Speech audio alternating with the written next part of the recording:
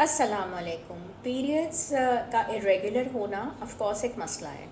उसके लिए हम डिफरेंट कोर्सेज करा रहे होते हैं। कभी हमने गैस टैबलेट्स देते हैं, कभी प्राइमलूट है, डूफास्टन है, बहुत सारे कोर्सेज हैं। लेकिन उसमें वेट लॉस का जो रिज़ल्ट है वो अपनी जगह पे नंबर 1 है। अगर आपने वेट लॉस नहीं किया तो फिर आप समझ लीजिए कि पूरी ज़िंदगी के लिए फिर ये कोर्सेज हैं, ये करवाने हैं, पीरियड्स को लाना है।